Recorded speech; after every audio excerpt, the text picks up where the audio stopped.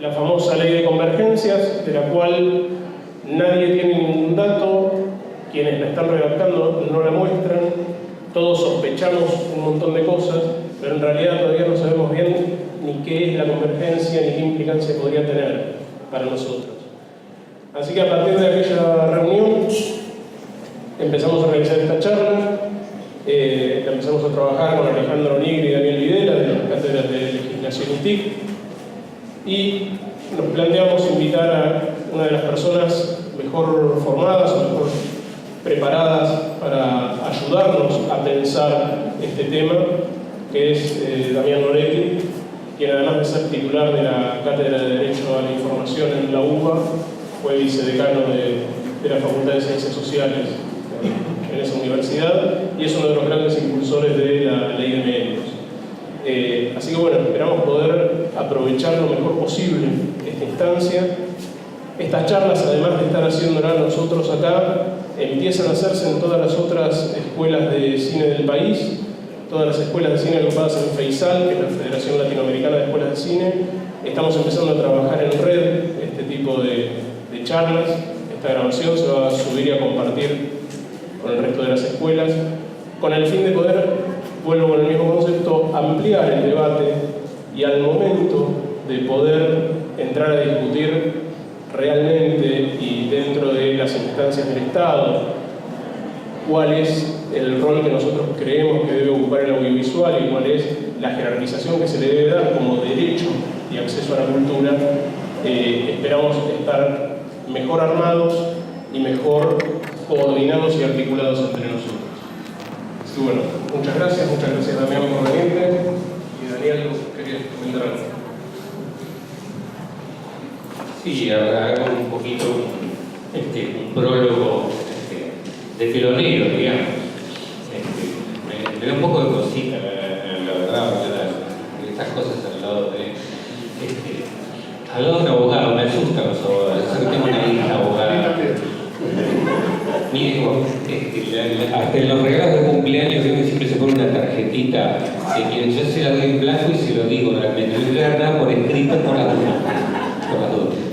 Justamente un poco ese es el tema, ¿no? Estamos en una situación bastante compleja en lo comunicacional. Recién estaba pensando que me dijeron hay que arrancarse con una anécdota, algo gracioso, algo fuerte, como para engancharse el público y decir, a ver qué cuento, qué anécdota. Me acordé de una que es un poco la anti-anécdota de en realidad a donde quiero llegar con esta introducción, pero me parece que está piola. Corrían los años 80, casi la realidad blanco y negro, como me gusta decir a mí, y se produce la primera revuelta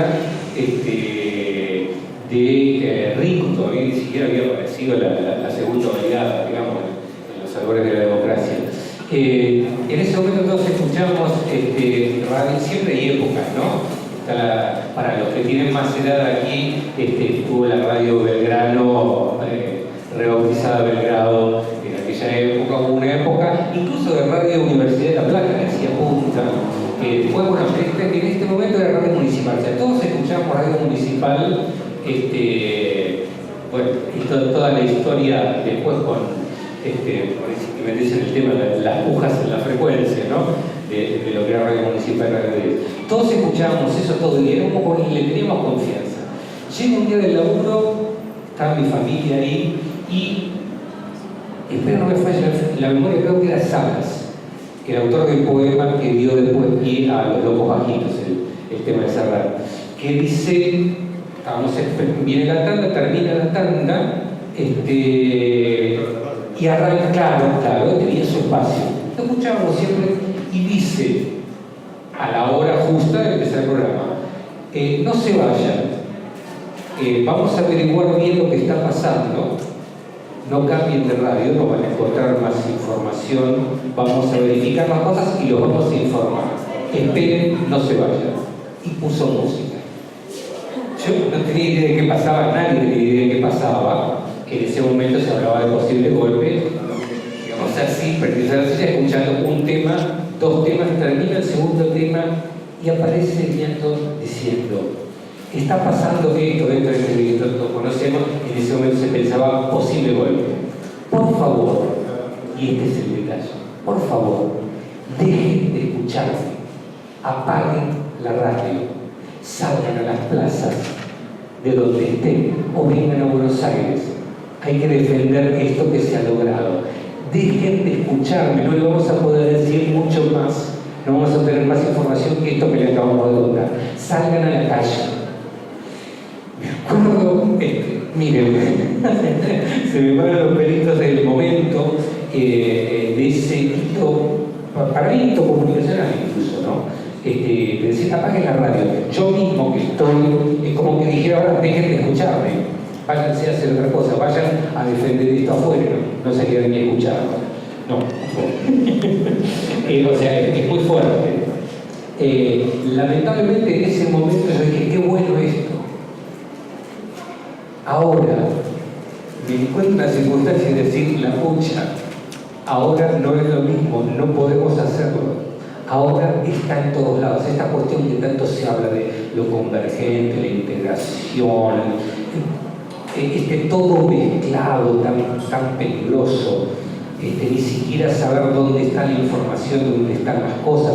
Está ahí en el escritorio, yo hago doble clic y lo veo, pero no sé si está en mi máquina, está en la nube, no sé si es una página web, si es un documento, no sé si tiene adentro algo activo, algo que pueda tomar decisiones por mí, entre comillas, inteligencia informática,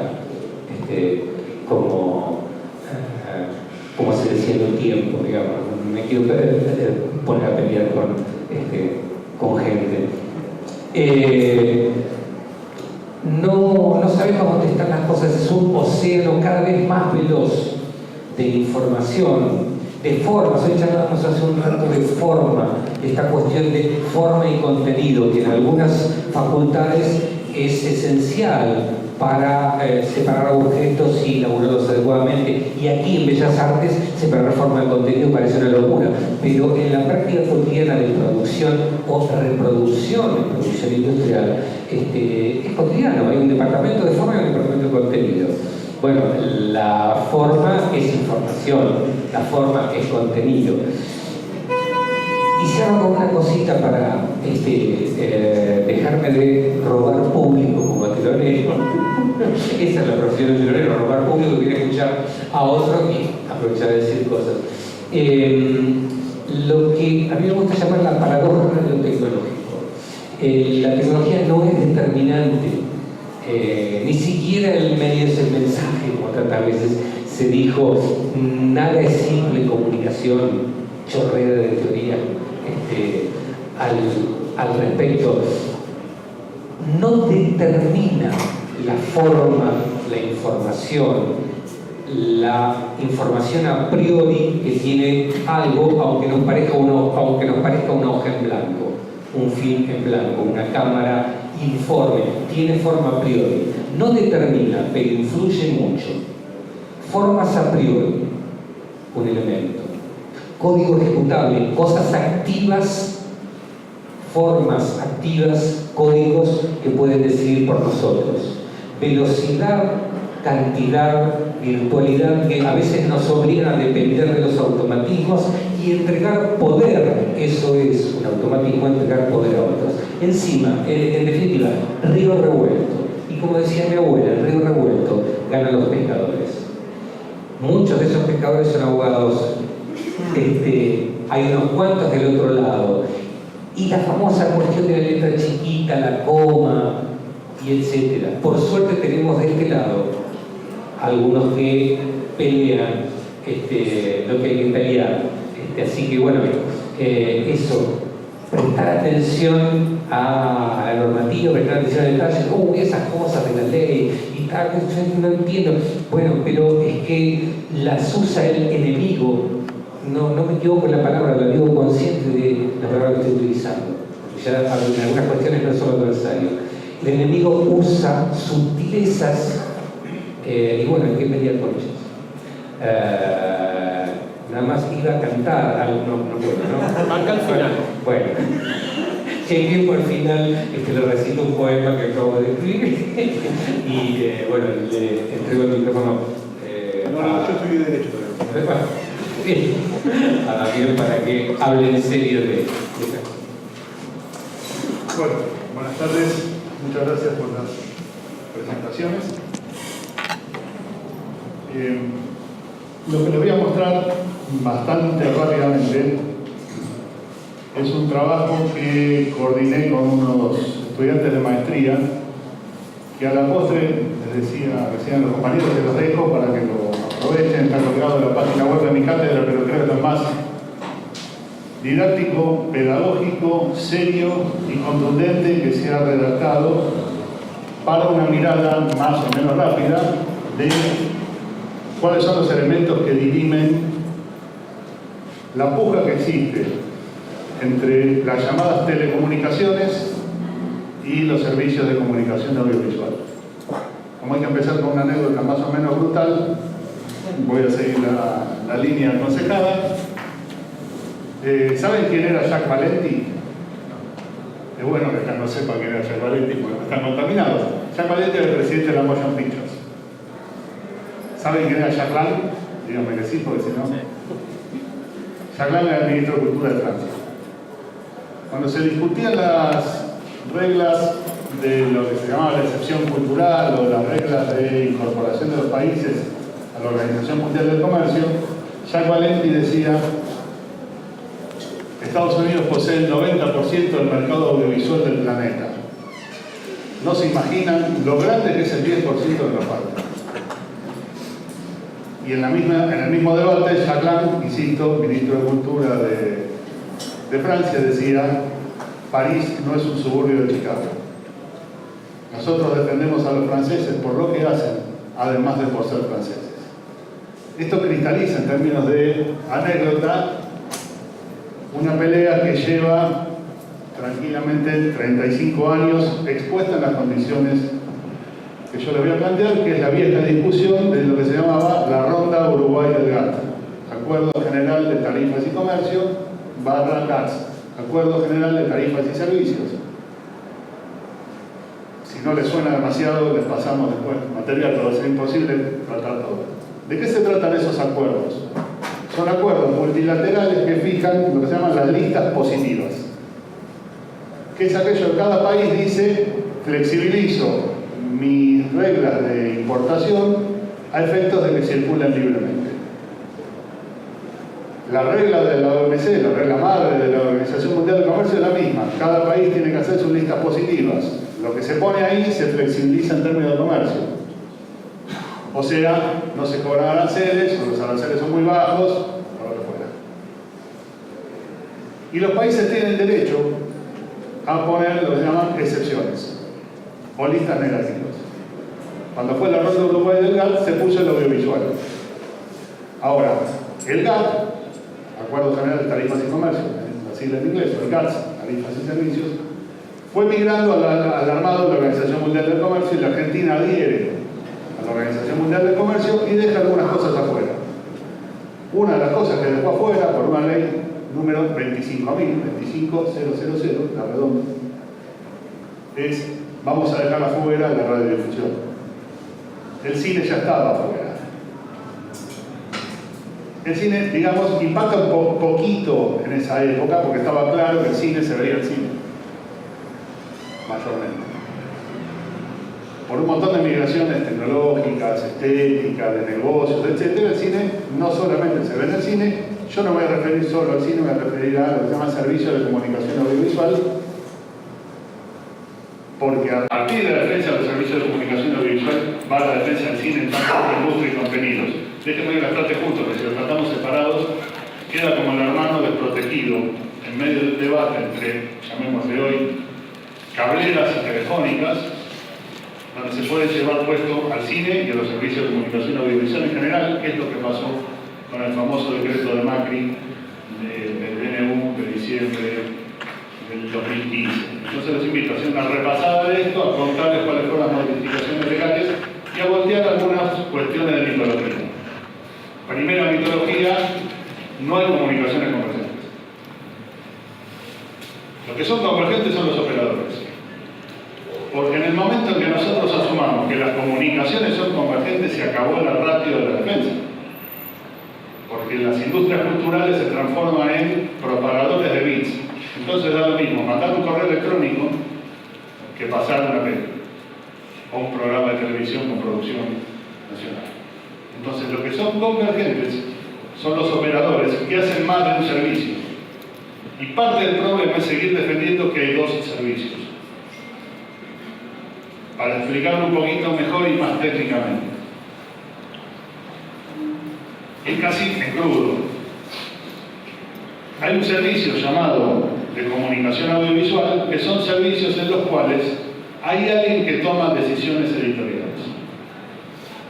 Más allá de los matices, digo, que haya una grilla de programación con horarios que va del 2 al X, 70, 80, 108, del 2 al 17, del 100 al 115, que haya un paquete de señales que vayan ordenadas de determinado modo y haya otras que no se vean. Eso es decisión editorial. Técnicamente se llama decisión editorial. En los países normales, de regulación más o menos razonable, esas regulaciones determinan que haya control de concentración. Porque cuando hay alguien que decide por mí qué es lo que puedo ver o no puedo ver, me dicen, bueno, que puede llevar todo el mercado de la audiencia. Porque debajo de ese mercado de audiencia se generan mensajes de influencia sobre la opinión pública. Distinto es el caso de aquello en lo cual no hay decisión editorial. Y ahí aparece, tanto en Europa como en Estados Unidos, la regla que deben haber escuchado hablar de neutralidad de red. O sea, si lo único que se hace es dar un servicio de conectividad, o sea, nadie inyecta contenidos ni se decide qué se ve y qué no se ve, la regla cambia. Ahí no hay un problema de pluralismo y diversidad de contenidos, ahí lo que hay es un problema de reglas de competencia, que actúa, que opera sobre principios filosóficos distintos. Hoy se puede hablar de derecho humano a la comunicación cuando se habla de Internet, pero es una regla distinta a lo que históricamente se ha hablado del derecho humano a la información, del derecho humano a la libertad de expresión, del derecho a la cultura. Son andariveles distintos. ¿Qué ocurre? Si hay alguien que hace las dos cosas, insisto, en los países con regulación normal, tiene dos regulaciones juxtapuestas. No hay una regulación. Ejemplo, hay un caso muy famoso en Estados Unidos llamado Comcast. Comcast es la principal cablera de Estados Unidos y hoy por hoy tiene más clientes de Internet que de cable. Pero tiene una regulación para Internet, que además tiene que cumplir el principio de neutralidad de red, abono social, etc. Y tiene toda otra regla basada en lo que los gringos siguen llamando broadcasting, o regla de cable, del año 92, donde se le impone ciertas cosas. Por ejemplo, un cable en La Plata tiene que pasar Canal 2 de La Plata, que es de La Plata. Insisto, ya aclaro varias veces. Después les cuento algunas remesas alrededor de eso. Yo fui el abogado del sindicato en el juicio del 95. Entonces cuando digo Canal 2 de La Plata lo digo con pleno convencimiento. Pese a que en la pantalla no se no de alegría. Sí, bueno, pero hay algún debate que no puedo revelar. Después cuando lo pague,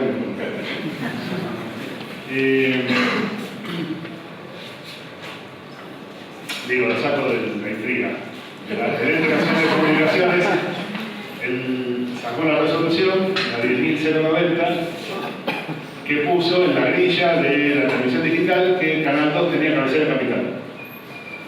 Ignoro si alguien más, pero el sindicato de televisión hizo un recurso de reconsideración con alzada en subsidio, diciendo, miren que hay un juicio que dice que el 12 es de La Plata, el pliego dice que es de La Plata, hay referendos que dicen que es de La Plata, etcétera, etcétera. Y salió otra resolución a propósito de otra cosa, según dicen los considerandos, pero la grilla está corregida y hemos enmendado el error material de haber puesto que la cabecera de Canal 2 es Buenos Aires. Sutil detalle, ¿no? Cumplir, no cumplir. Bueno, entonces en esta ratio, la pelea de fondo es si las telecomunicaciones se van a llevar puestas las regulaciones de los servicios de comunicación audiovisual, que son reglas basadas, insisto, en pluralismo y diversidad, no en defensa de la competencia, cual si fuera venta de zapatos.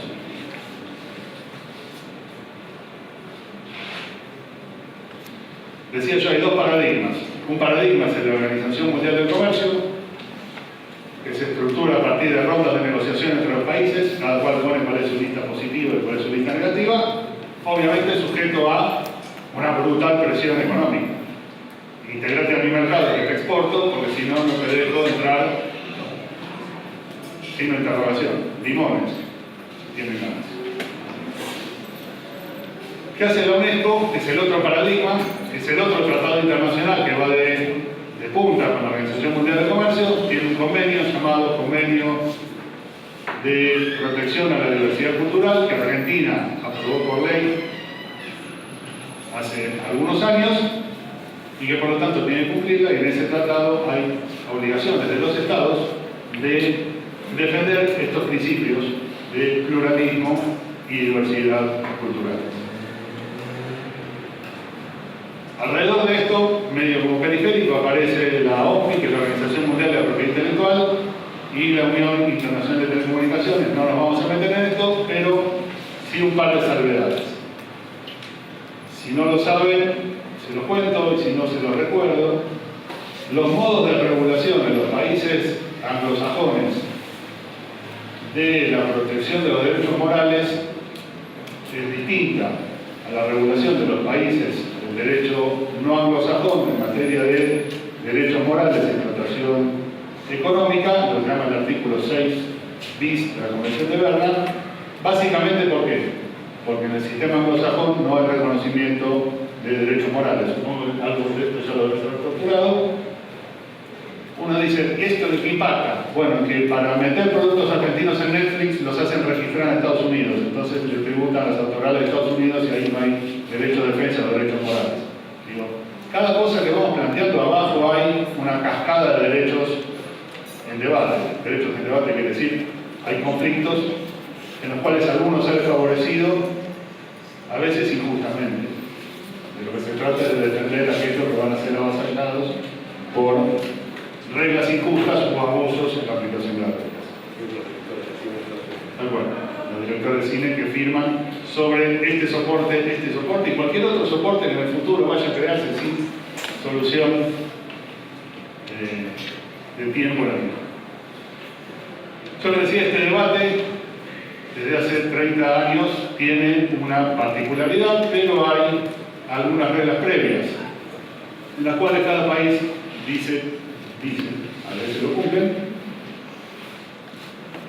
que quieren defender su mercado del audiovisual, lo llaman algunos, otros lo llaman espacio de desarrollo de las industrias culturales. En 1920, varios países europeos ponen cuotas de pantalla para su industria cinematográfica. Había televisión.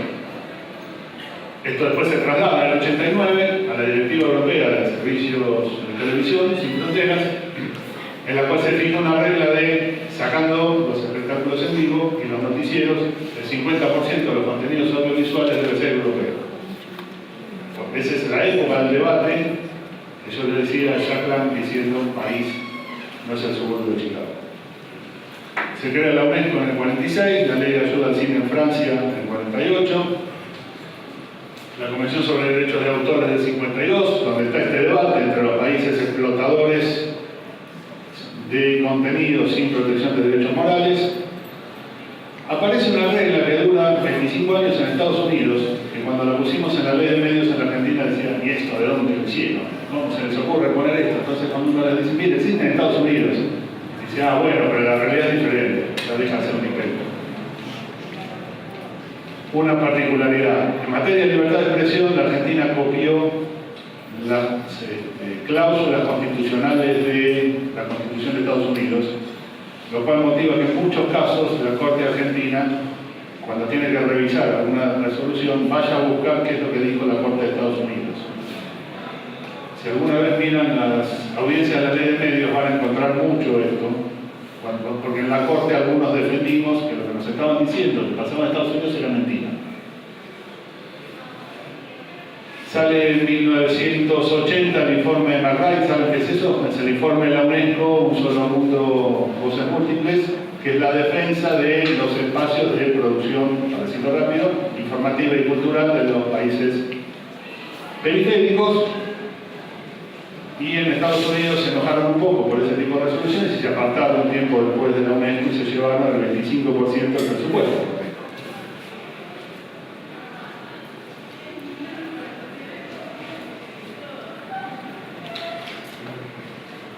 Vamos a acelerarlo un poco, porque si no nos vamos a acelerar demasiado. Hay medidas nacionales, digo, insisto, se los dejo para usar apuntes. Tiene reserva de copyleft y Creative Commons.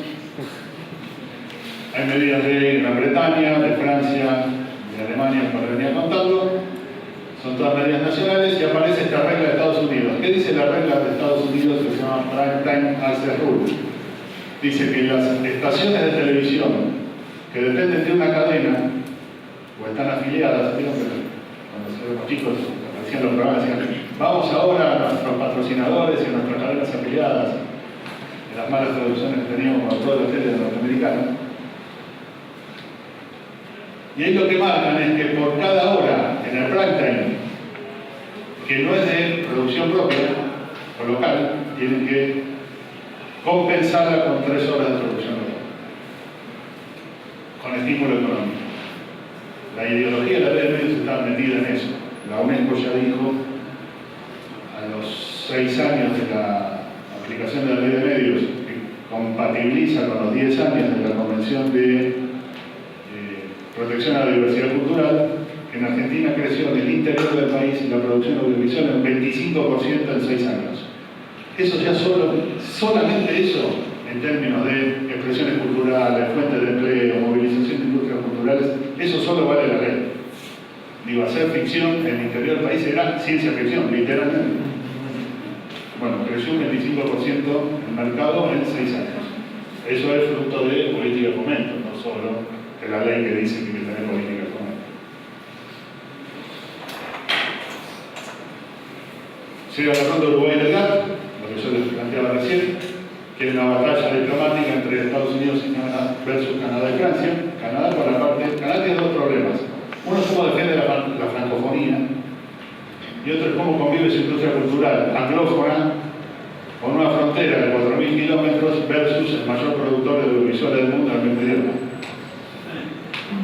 Entonces, Canadá era, y ha vuelto a ser con Trudeau, uno de los mejores espejos en los cuales mirarse en términos de regulación y de protección de industrias culturales. Cuota de pantalla en prime time, fomento a la producción de habla francesa, resguardo, por ejemplo, de los espacios cinematográficos. Los canadienses dijeron, le cedimos a las majors la distribución, lo que no les vamos a dar son las salas. Y en Quebec difícilmente encuentren sin doblar, no con subtítulos, sino sin doblar películas en inglés. Y ahí aparece, por ejemplo, lo de Valenti que les contaba hace un rato, y aparece el tema de las excepciones en relación al proteccionismo de Estados Unidos respecto de su política de exportación. Si alguien cree que Estados Unidos no pone plata oficial, vaya a buscar los pasaportes de los productores. Luego del GATT viene la OMC, y ahí es donde se plantea fuertemente la discusión entre lo que en su momento era radiodifusión y lo que ahora es servicios de comunicación audiovisual. ¿De dónde sale ese cambio? De una vieja idea de solamente se podía regular lo que era abierto por usar espectro. Esa es la regla europea del 89. Claro, se les vino Internet encima y empezaron a tener servicio de cable. Desapareció el monopolio de televisión. En los 80 aparecen los productores privados que dicen, bueno, frenen, que acá la producción norteamericana no nos lleve puestos. La incorporación de señales satelitales era muy pequeña. Va un viejazo, ¿se acuerdan del Aurosat? Algunos ven canas que se hacen los discipulados. Era un televisor gigantesco con una antena parabólica que se ponía en los balcones y se veían algunas señales satelitales gratuitas, básicamente públicas. Se veía la Radio Italia, la Televisión Nacional de Chile. Eso es como la previa de cosas que vemos hoy, pero básicamente lo que marcaba era la presencia o la vocación de intercambios culturales de señales que iban abiertas, que no hacían negocios.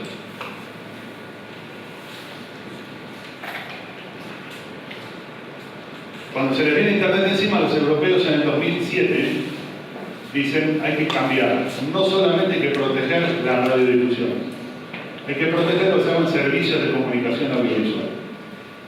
Y ahí dicen, vamos un poquito más adelante del tiempo,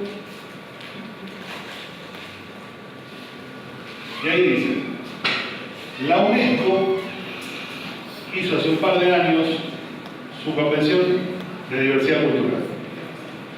Y dijeron que esta convención puede chocar contra la OMC y que les corresponderá a cada país decidir cuál prevalece.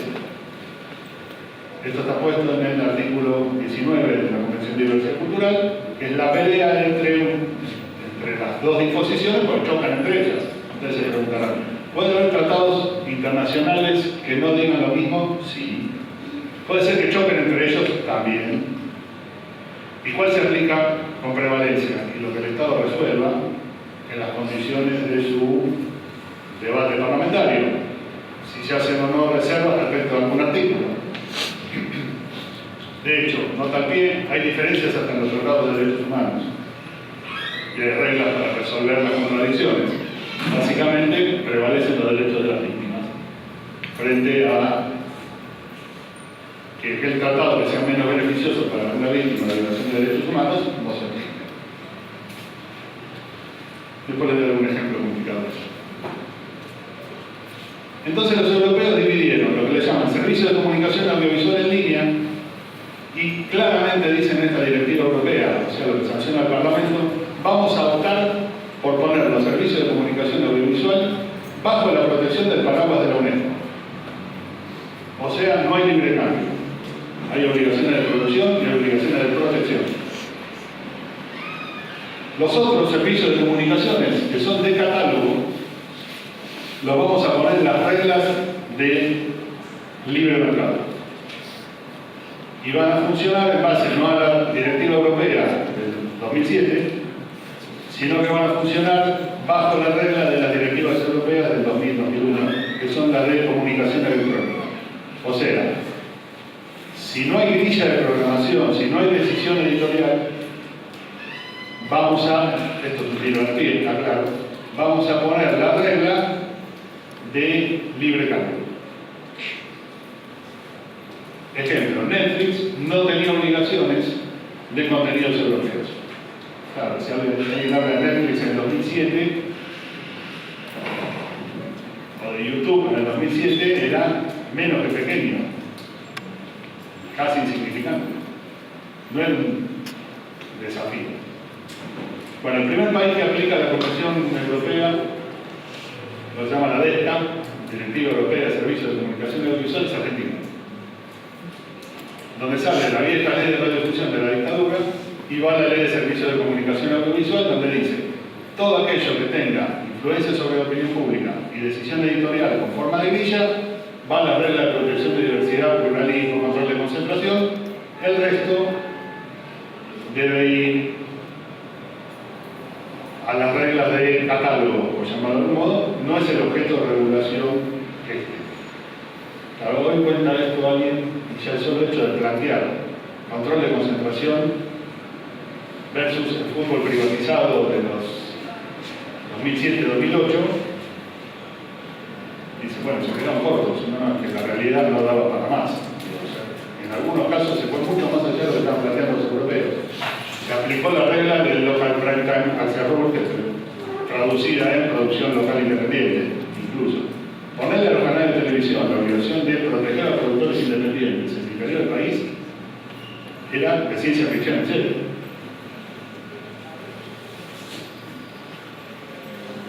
¿Cuál es hoy el estado del arte? Yo diría hay tres debates. Uno es que se quieren cargar las reglas de ley. Por ejemplo, ¿qué son bienes y servicios culturales? Porque en la medida que se achique aquello que se entiende como bienes y servicios culturales, se achica el margen de obligación de protección de los estados. O sea, lo llevamos al libre comercio. El segundo debate es cómo se financia, que va de la mano con el primero. Si yo achico aquello que se entiende como industria cultural, la obligación del Estado de poner plata, o de generar mecanismos de fomento, o de generar mecanismos de beneficios, se achica, es un universo más pequeño en función de que son menos cosas de aquellas que tiene que proteger. Les pido por favor que subrayen esto, porque es el debate argentino. Y el tercer debate es qué hago con los servicios de catálogo. Un detallito, digo. Una coma más cerca o más lejos, en una definición, es una coma más cerca o más lejos a la hora de poner los ceros en la industria. Y por eso se justifica, aun cuando no hubiera ninguna letra puesta en ningún lado, el mundo del cine se movilizara en función de la protección de los recursos. Es más, para mi gusto, por cosas que voy a plantear después, se movilizó tarde. Porque lo único que se había escrito y que ponía esto en riesgo tenía un año de antigüedad. Mejor un año que 5, llegado el caso. Lo que pasa es que esto no era visible, salvo para el mundo ley de medios, que fue una de las primeras cuestiones a las cuales entró el gobierno nuevo. Entonces el mundo, comillas, ley de medios, cuando meten la reforma quedó muy claro. Bueno, dentro del mundo ley de medios hay un artículo que después te voy a plantear, que es la advertencia de lo que fue el documento famoso de la Fundación Fiel sobre impuestos. La diversidad cultural, dice UNESCO, esto es ley en Argentina, se manifiesta no solo en las diversas formas en que se expresa, enriquece y transmite el patrimonio cultural mediante variedad de expresiones culturales, sino también a través de distintos modos de creación artística, producción, difusión y distribución. ¿Saben quiénes hacen distribución? Los cables. Los servicios que llegan al público son los que hacen distribución. En las reglas hay una diferencia entre producción, distribución y transporte. Y esto es bien importante, porque cuando se elimina la distribución, lo que se elimina es el concepto de industria cultural. El transporte no forma parte de la industria cultural. El transporte es el servicio ciego, donde no hay decisión editorial. De hecho, bastante discutimos cuando se hizo la ley de Argentina Digital, porque decía que la ley iba a servir para dividir las aguas de la regulación entre la producción y el transporte. Ahí aparecimos varios presentadores que se están cargando la Convención de Diversidad Cultural de UNESCO, la Ley de la Nación, todo un montón de explicaciones, y ahí uno no sabe si son pícaros o no leen. ¿Cuáles son los objetivos de la Convención de UNESCO? Insisto, que se contrapone contra la OMC. Conservar, adaptar y aplicar políticas y medidas que estimen necesarias para promover y proteger la diversidad de expresiones culturales. Claro, en la medida que el audiovisual distribuido sea una industria cultural. Si lo sacas de ahí, se te acaba la obligación de protección. Quita el vacío.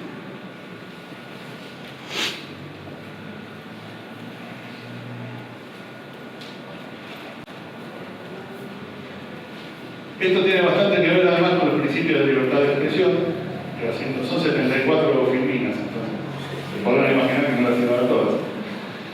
De la mano con esto aparece un organismo llamado Relatoría Especial de Libertad de Expresión de los órganos de derechos humanos, tales como Comisión Interamericana, Consejo de Derechos Humanos, Naciones Unidas, etc., donde dice que la regulación del derecho de la competencia es insuficiente para garantizar pluralismo y diversidad. O sea, UNESCO más organismos de derechos humanos internacionales, digamos, con autoridad supranacional, dicen, en ninguno de los dos casos se puede encargar la regla del pluralismo y diversidad. Y eso tiene que ver con las industrias culturales. Puesto esto en manos de la convergencia, el debate es si las comunicaciones son convergentes, como dicen que son, todo lo que va dentro del caño se desnaturaliza, lo transforma en bis. porque son todos prestadores iguales, pues son todos prestadores convergentes y tienen o no tienen las mismas obligaciones. No, no hay ley de convergencia, les aclaro. Lo que hay son leyes yuxtapuestas que a veces ponen la misma autoridad, a veces no. A veces están en la misma ley, para Estados Unidos, tienen la misma autoridad, la misma ley y reglas diferentes. O el caso de Brasil, que tiene leyes distintas para autoridades diferentes. Argentina tiene un zafarrancho que se los explico.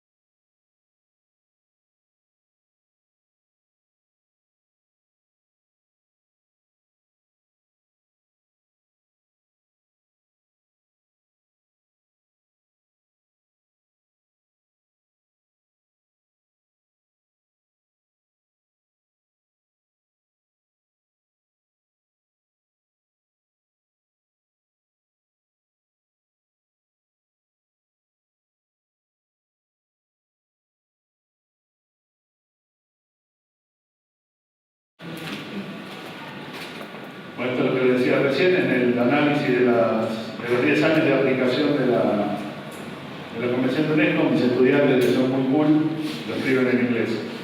Pues lo tradujeron del informe oficial, que está en inglés, por supuesto, ¿no? Esas cosas. Que se equivoquen. Dice, en la Argentina ha habido un 28% de crecimiento del contenido local en broadcasting en canales regionales siguiendo la ley de aplicación, la aplicación de la ley argentina, y ese mismo informe reconoce otros emprendimientos nacionales que no nos va a dar tiempo. Decía, ¿cuál es el desafío? Básicamente, ¿qué se hace con la operación conjunta y qué se hace con el catálogo? La FCC de Estados Unidos, por lo menos hasta ayer, seguía respetando una regulación de la época de Obama, de su autoridad de aplicación, que nace de un juicio, en el cual una empresa estaba cometiendo una serie de tropelías para los clientes en materia de acceso a Internet. Entonces, cuando la FCC le pone una serie de condiciones de funcionamiento, esta empresa, llamada Alan, va a la justicia diciendo: yo hago una actividad ligada a la libertad de expresión y la FCC de este modo restringe mi libertad de expresión. Y la FCC se defiende diciendo: si ustedes no ponen nada de contenido, ¿de qué libertad de expresión me hablan? Ustedes ponen caños y enchufes. No tienen decisión editorial. Ganan el caso y eso motiva, entre otras cuestiones, sacar del debate el tema de Internet como public utility, dicen ellos, que no es exactamente un servicio público, sino que es regulación de lo que se llaman servicios esenciales, que solamente unos pocos pueden dar ese servicio y que voltearían la competencia en ciertas condiciones y cambiaron los modos de hacerlo. Entonces la FCC saca una resolución llamada Internet Abierta de abril del 2015, donde dice: las reglas de Internet neutral aplica a todo aquello que no tenga decisión editorial. En aquello donde haya decisión editorial se aplican las reglas de la ley de broadcasting. Y en el armado de los catálogos, obviamente son de Estados Unidos, nadie regula qué ocurre. En el cable sí, y en la tele abierta también. Yendo a Europa, la situación es distinta. El 25 de mayo del año pasado, el Comité de Ministros presenta un proyecto de reforma a la directiva del 2007. ¿Y a dónde va la regulación? A incorporar los servicios de catálogo a la regla de la directiva europea. Y dicen, 30% del catálogo europeo, con una cuota nacional ahí abajo a determinar por cada país. De la mano de eso, le relajamos un poco el tema de la publicidad. O sea, que aparecen los servicios sin, llamémosle, decisión editorial en línea, sino que son catálogos de derechos de exhibición pero les dicen, esto es un servicio nuevo, no contemplado en su momento, que cambió de modo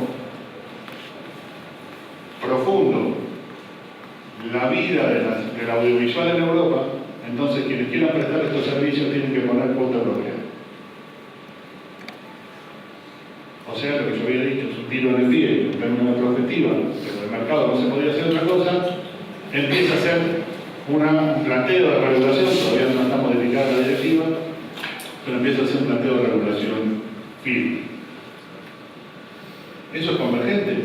Sí, te diría que es la mirada sobre el modo más, comillas, convergente, que es regular catálogos. No estable, es regular sobre Internet. ¿Viola el principio de neutralidad de red? No, lo que restringe es, entre comillas, la libertad del que selecciona el catálogo, cual si fuera un cine. Lo que hay es un desplazamiento de la sala de cine a la pantalla de la compu.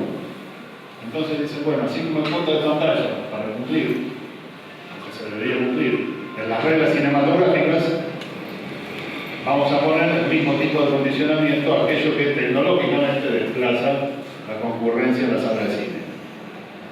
Todavía no está adoptado, está planteado. En algunos otros lugares no dejan que funcionen estos servicios sin cuota local. Por ejemplo, hay muchas películas en Francia, además por una razón de mercado, hay muchas películas francesas en Netflix Francia. ¿Por qué? Porque no dejan sacar la plata. La regulación no es del audiovisual, es de la circulación del dinero. Claro, nosotros pagamos Netflix por tarjeta en Estados Unidos. Por eso la cuenta llega en dólares. Es una aspiradora de plata. No producen, no dejan impuestos, es toda pérdida. Los europeos dijeron, producen, exhiben y la plata no se gira. O por lo menos no se gira todo.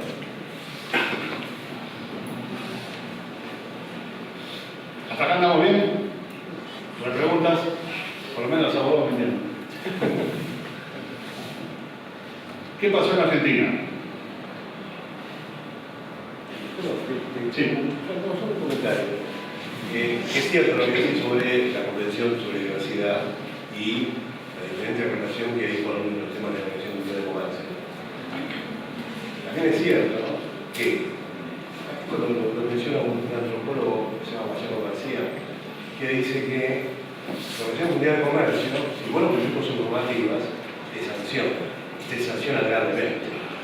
En cambio, esa persona no tiene esa misma capacidad, la convención. Hay una desigualdad, digamos, interrelacional, específica del funcionamiento de ambas normativas.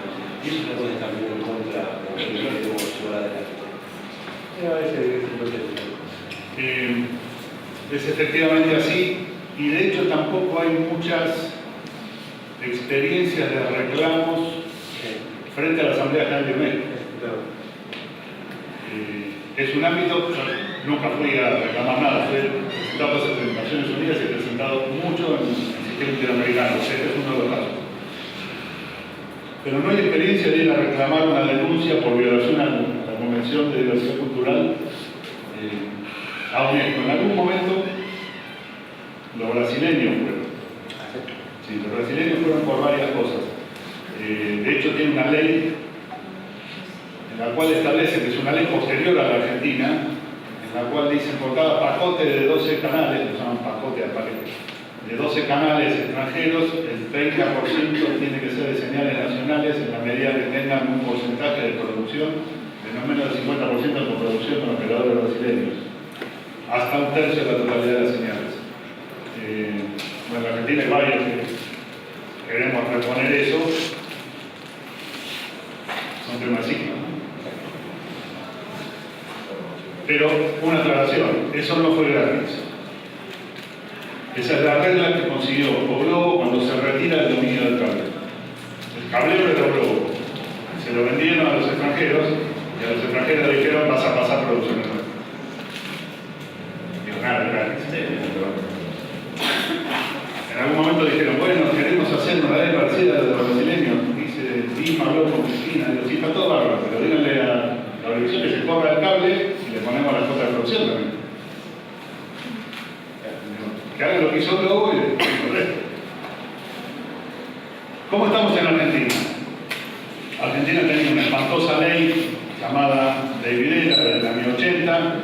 maltratada y flexibilizada en términos de concentración y relajamiento de reglas de protección al público durante los últimos años del menemismo por decreto de necesidad de urgencia. Parte de esa ley fue declarada inconstitucional, tuvo un par de remaches para permitir la aparición de los medios comunitarios en el 2005, con la ley 25.063, hasta que llegó el famoso tema de medios que lo salteo entero. Les voy a contar qué es lo que reformó el decreto de Macri y ahí aparece el riesgo latente. En abril del año pasado se hizo una denuncia de la Comisión Interamericana de Derechos Humanos por un grupo de organizaciones que habíamos participado de la famosa coalición por una redistribución democrática, donde el conjunto de universidades, organismos de derechos humanos, Asociación Mundial de Radios Comunitarias, federaciones locales de radios comunitarias, etcétera, etcétera, para denunciar una serie de cuestiones. La primera era, que tiene bastante que ver con lo que está en debate, la gubernamentalización de una autoridad de aplicación pretendidamente independiente. Uno puede opinar cómo estamos funcionando, a favor o en contra, pero institucionalmente tenía la participación de la sociedad civil. Esto era la Directoria de la Autoridad Federal de Servicios de Comunicación Audiovisual, donde había un representante de las universidades y otro de las provincias. 3 por el Parlamento, 2 por el Poder Ejecutivo, con una regla de no se lo puede echar si no es por causa grave, plazo fijo en su mandato y derecho de defensa. Se lo cargaron alegremente, como ustedes saben, pero eso es un estándar del sistema de derechos humanos. Los derechos humanos se basan en principios, reglas y estándares de interpretación sobre las reglas. Y en materia de libertad de expresión hay mucho que se quiso cumplir. Las prácticas indicarán si se cumplió o no, cada cual se dará su opinión, pero estaban escritas. Entonces, primera cuestión, la intervención de las autoridades de aplicación. Y se disolvieron los consejos federales, donde había representantes de cuanto especímenes que hubiera dando vueltas alrededor de la comunicación audiovisual. Radios comunitarias, universitarias, públicas, privadas, empresarios, sindicatos, empresas doctorales, representantes de pueblos originarios y las provincias. Eso se disolvió por decreto, la necesidad de urgencia. ¿Qué reclama?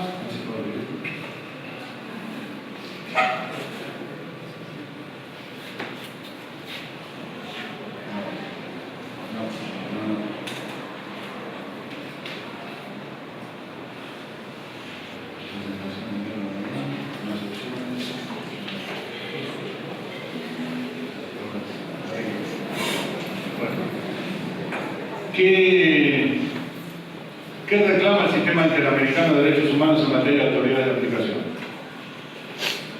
Contemplar un órgano colegiado cuyos miembros sean elegidos a través de un proceso de designación transparente que permita la participación ciudadana y guiados por criterios de selección previos. En la ley anterior había una exhibición de los nombres por 15 días para recibir impugnaciones. Plazos fijos de duración de mandatos que no coincidan con los plazos de quienes lo designan. Mecanismos de remoción transparentes que solo procedan de faltas muy graves previamente establecidas en la ley y que aseguren derecho de defensa y revisión judicial. Después, si quieren, les cuento por dónde anda el juicio de Sabatella. Yo no soy su abogado y no es una crítica al desarrollo del juicio, sino a las respuestas de la justicia. La autoridad de aplicación debe tener asegurada su autonomía funcional, administrativa y financiera, lo que era algo que dependía solo de presidencia, con recursos ahora depende del ministro de Comunicación. Vale decir, Argentina se cargó todos los estándares en 3 artículos. El famoso 267. De un órgano descentralizado autárquico depende de un ministerio, de 7 funcionarios, como yo les había mencionado, ahora tiene 4 por el Ejecutivo, que se remueve por decreto sin expresión de causa, y 3 el Poder Legislativo, que también se remueven por decreto sin expresión de causa. O sea, para tenerlo claro, los representantes de las minorías parlamentarias están a tiro de decreto del presidente de la Nación, cuando son los que lo van a controlar. Mucha lógica no tiene. Es como si ustedes mandan a, como estudiantes, eligen a alguien que va al consejo directivo y el decano le dice, vos no. Porque aquí no, porque te vas a usted correr. Pero mire, yo vengo a controlarlo. Sin fundamentar ni explicar. Nada. Sin expresión de causa. Dicen literalmente eso, sin expresión de causa. ¿Se acuerdan todo el lío de la remoción de Sabatella? Digo, más allá de lo que uno pudiera opinar sobre su gestión, Sabatella decía que acá la ley dice esto y el Sistema Interamericano de Derechos Humanos dice esto. Bueno, no importa. Como no cumpliste el artículo 47 de la Ley de Medios, lo removemos. Si alguien supone que el ENACOM cumplió el 47 de la Ley de Medios, desde el año pasado hasta hoy, yo le doy el premio, pero no lo encontré. Y acá aparece un artículo en el decreto 267/15, el DNU 267/15, donde dice, hasta que se sancione una ley. Recordarán que el decreto cambió cosas de la Ley de Medios, cosas de la llamada Ley de Argentina Digital y cosas nuevas que aparecen en el decreto, con una particularidad. No pasaría un examen de derecho administrativo el primer cuatrimestre. Hay reformas a la Ley de Medios metidas adentro de la Ley de Argentina Digital. Entonces me ha pasado, tengo con algunos compañeros que yo decía, se han reformado tales y cuales cosas. Me dice, pero yo leo la ley, no estás equivocado. Miré la publicación en Infolec y no sale lo que vos decís. En Infolec actualizan es el sitio de control leyes del Ministerio de Economía, la Secretaría Legal y Técnica. Dice, yo leo lo que vos decís, no está. Digo, claro, porque en el decreto, en el DNU, reforman el 10 de Argentina Digital con aplicación a la Ley de Medios, porque dice, todos los que ahora hacen esto, no se le va a aplicar la otra ley, pero no está en la Ley de Medios, está en Argentina Digital. Suena intrincado, absurdo y tramposo. Dice, hasta tanto se sanciona una ley que unifique el régimen de gravámenes, en realidad decir los regímenes de gravámenes, establecido por las leyes 26.522, o sea, Ley de Medios, y 27.078, los titulares de registros de servicios de radiodifusión por suscripción, por vínculo físico y radioeléctrico, continuarán siendo aplicables exclusivamente al régimen de gravámenes de la Ley de Medios. Pero no se les va a aplicar el de Argentina Digital. Se los traduzco. La Ley de Servicios de Comunicación Audiovisual tiene, para los servicios por suscripción, un gravamen del 5.8% en las ciudades grandes, casi todo el país. Vale decir cable y servicios codificados de tele. Y ese 5,8 se asigna parte a la autoridad de aplicación, parte al funcionamiento de Radio y Televisión Argentina, el 25% al INCA, el 8% al Instituto del Teatro y el 2% al Instituto de la Música. En la Ley de Argentina Digital hay un 1% de los temas tasa radioeléctrica y Fondo de Subsidio al Servicio Universal de la Telefonía y las Telecomunicaciones. En todos los casos tiene asignación específica. ¿Por qué no se pudo cambiar esto en el DNU? Porque una de las excepciones de aquello que se puede hacer por DNU, esto no quiere decir que vaya el resto. Pero lo que sí dice claro la Constitución es que no puede haber regulaciones por DNU en materia impositiva. ¿Esto qué implica? No se pongan contentos, no fue para defenderlo. Esto implicó que el Estado, con el 267, no podía ponerle a los servicios de cable el impuesto de los otros. ¿Por qué? Porque dejó de ser cable y se transformó en, comillas, los otros. Por algo lo voy a mostrar ahora. Pero lo que sí expandieron son las facultades de exclusión o de excepción al pago de impuestos. Que es el segundo párrafo. El ENACOM podrá emitir disposiciones declaratorias y ejercer la facultad del 98. Esos son excepciones al pago de trabajo.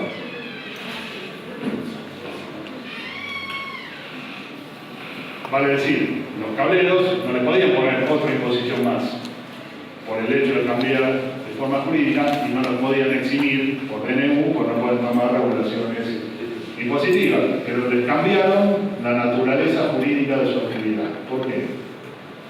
Porque los excluyeron de la Ley de Medios. Y esta es la famosa advertencia de la industria del cine.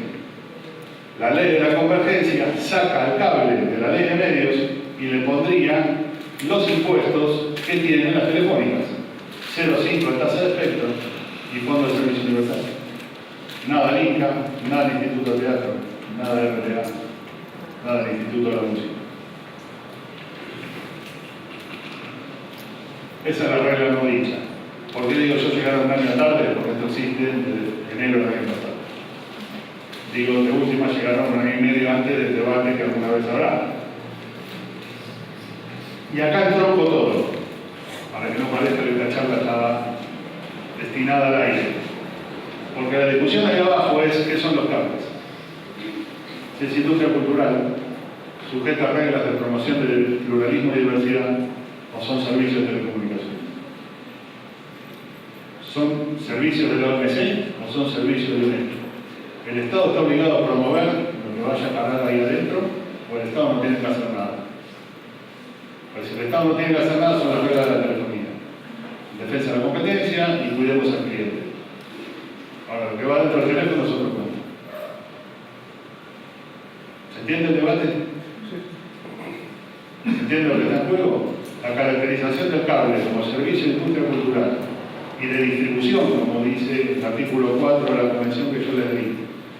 O si, como dice el 267, el cable no es más una industria cultural, la diferencia es astronómica. No solo en términos de gravámenes, sino también en términos de señales propias. Cada cable, los platenses recordarán, algunos eran muy chiquitos, pero muchos platenses recordarán el conflicto de la fusión de La Plata, Berisso y Ensenada. ¿Se acuerdan de ese conflicto? Que Berisso y Ensenada santificaban a Cablevisión La Plata y se quedaban sin señales propias. Entonces la caracterización del servicio como industria cultural implica la señal propia y la producción independiente local. Algunos lo quieren llamar fuente de trabajo, para mí son fuentes de pluralismo, diversidad, de expresiones locales, de producción independiente y de todo el trabajo que hacemos todos nosotros que tenga el rol del medio de comunicación, que sea espejo y ventana. Espejo para vernos, ventana para que nos vean y nosotros veamos al resto del mundo. Me salió algo poético, pero le saqué la oportunidad de la poesía al colega. Estos estándares son, decía yo, de pluralismo y diversidad. Lo paradójico es que hay gente que dice lo contrario de modo sucesivo y no se pone colorado. ¿Saben por qué la Argentina dice que esto es una industria cultural? Entre otras cosas, por esa ley del 2000, que es la ley 25.000. ¿Y se acuerdan de algo que se llamó la ley Clarín? Que era una ley del año 2003, previa al ingreso de Kirchner a la presidencia, en el debate, en la cual se protegía a los medios para que no fueran extranjerizados por el tema de la deuda en dólares. Bueno, ahí hay un artículo que dice que los medios de comunicación son de especial interés para la preservación de la cultura nacional y tienen valor estratégico. Y en la lista aparece la televisión por cable. Ahora, ¿cómo se festejan cosas contradictorias? Sin ponerse colorado, es un tema que a mí todavía no me termina de sacar. Otra cosa que desaparece, pero la repusieron por resolución de la autoridad de aplicación, es lo que se llama el más cable, es decir, la obligación de los cables de pasar las señales abiertas en sus dispositivos. Y hay otro tema, y con esto cierro, que es lo que se llama afectación al principio de legalidad. Todas las reglas vinculadas a temas de libertad de expresión y medios de comunicación deben ser actos dictados con respeto a lo que se llama legalidad formal. Hay una opinión consultiva de la Corte Interamericana que dice la restricción a los derechos humanos solamente se puede hacer por ley formal, de acuerdo a procedimientos parlamentarios previstos, con participación en debate de mayorías y minorías y vocación de protección del interés público. Un DNU no cumple con eso, porque el DNU se presenta al Congreso de modo de paquete cerrado, no se abre de debate, no hay participación de mayorías y minorías para discutir el contenido. Y aún así, la ley argentina que regula la aprobación de los DNU en la Cámara de las cámaras, a mi criterio tampoco es constitucional, porque la Constitución dice que hace falta que cada Cámara se exprese y la ley que le damos no cumple con esa premisa. Entonces, que solamente haya pasado el DNU de Macri por la Cámara de Diputados, a mi criterio, no se compadece con la Convención Americana de Derechos Humanos, ni se compadece con la propia Constitución. Cuando expusimos todas estas cuestiones en abril del año pasado, la Comisión Interamericana, en su informe final de las sesiones ordinarias, le dijo al Estado argentino que había un serio riesgo de regresión en la regulación y en la pérdida de independencia de la autoridad de aplicación.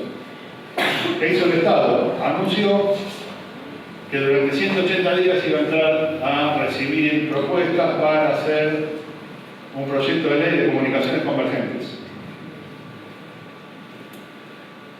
Pasaron 180 días y se autoadjudicó una prórroga, una comisión redactora nombrada por el Estado. Les invito a que se metan y vean quiénes fueron de todos los 6 integrantes de la comisión redactora, quiénes fueron a todas las reuniones, quiénes no fueron. Digo, si alguien tiene una tarea de investigación, se va a encontrar con algunas sorpresas. Dentro de los segundos 180 días, la comisión, de la cual hay algunos tipos a los cuales respeto mucho, algunos con los cuales trabajé en algún momento, pero la vida nos separó, sacaron una declaración de 17 puntos. Por ahí para emular los famosos 21 de la ley de medios. El problema es que algunos son principios muy genéricos y otros son directamente imposibles.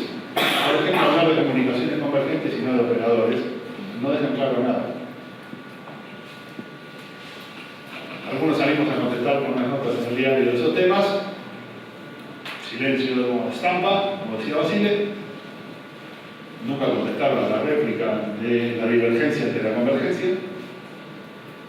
Llegó fin de febrero y en marzo, si mal no recuerdo, la autoridad de aplicación volvió a decir: le damos 180 días más para poner en consulta el documento del proyecto de ley de comunicaciones convergentes al cual hemos arribado.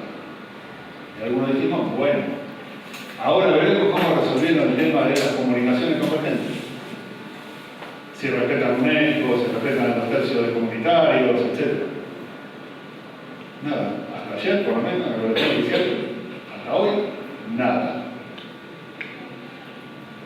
Más aún, hay 2 pedidos de acceso a la información pública, uno de un diputado y otro de un orador de comunicación, creo que es, pidiendo ver lo que el Estado ya anunció que existe.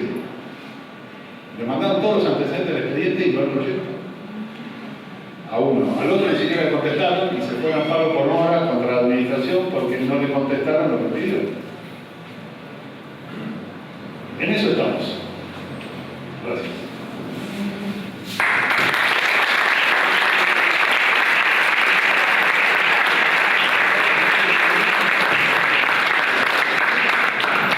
A ver, antes de arrancar con la ronda de preguntas, a mí me interesa remarcar 2 de los puntos que se mencionaron.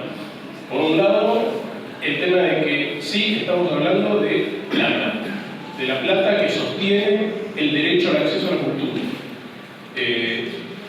Es algo que tenemos que tener presente porque muchas veces en lo que son los discursos, digamos, los discursos del sentido común, del peor sentido común, plantean la cultura o como la expresión individual de una persona y no como un derecho colectivo.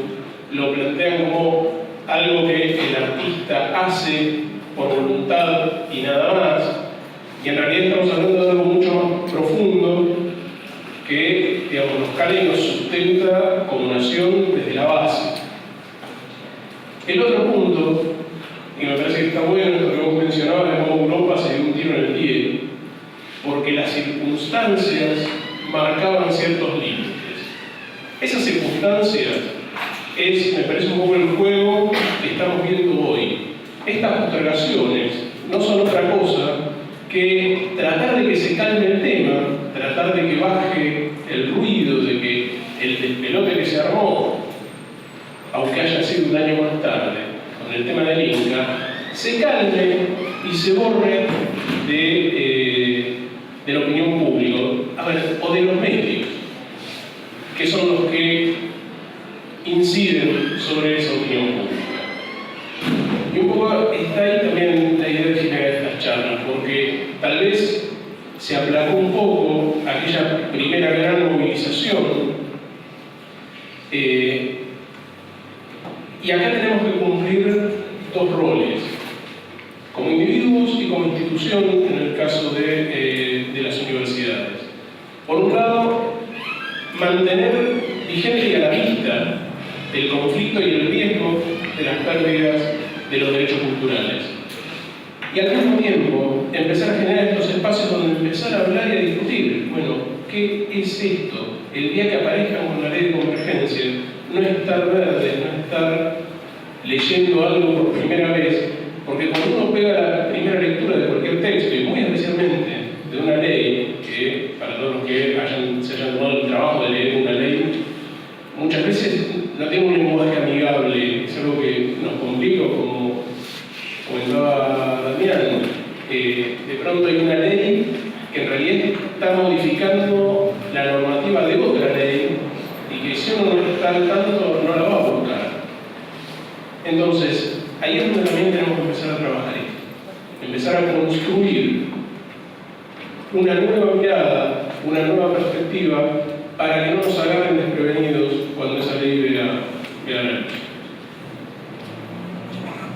Yo simplemente quería, antes que empecemos con las preguntas y ponemos una pregunta mía, de poner un poquito los extremos que se están discutiendo.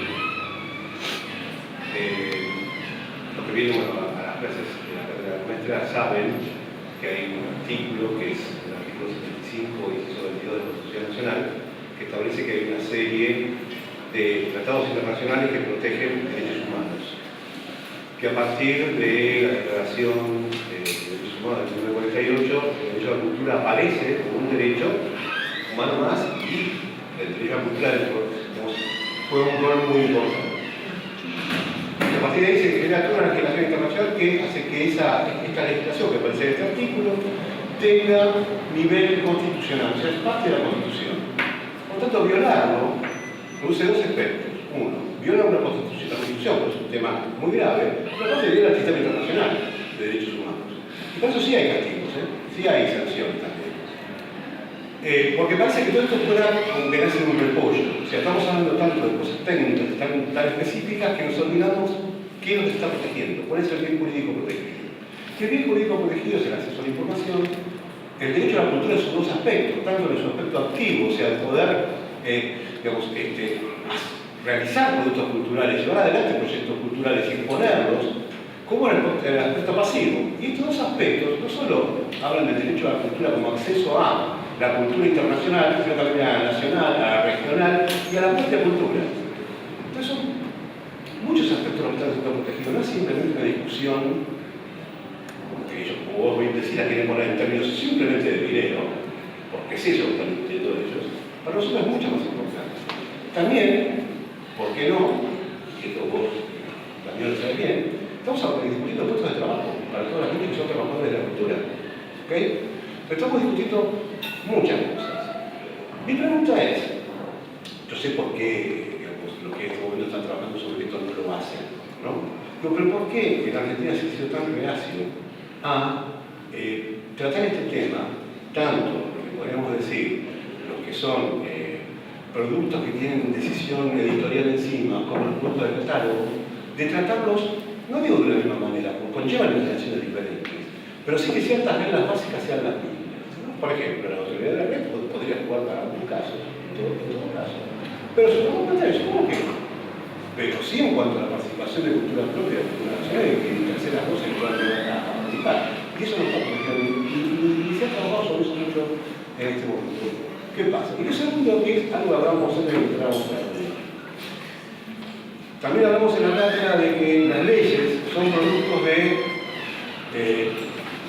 situaciones prejurídicas, o sea, donde la sociedad empuja para un lado hacia ciertas determinaciones legales y ciertas determinaciones culturales. Lo que hacen normalmente los estados es verificar que el momento sea adecuado, tomar esa posta y amplificar esa señal para generar políticas todas, de economía, de cultura, de educación. También pueden los estados acallar esas voces, tranquilamente. Yo siento que lo que ocurrió cuando fue lo de la ley de medios fue que el Estado tomó esa posta y aplicó ese tema. Y produjo todo un debate. Si la ley que salió fue mejor o peor, bueno, eso lo veremos después en todo caso.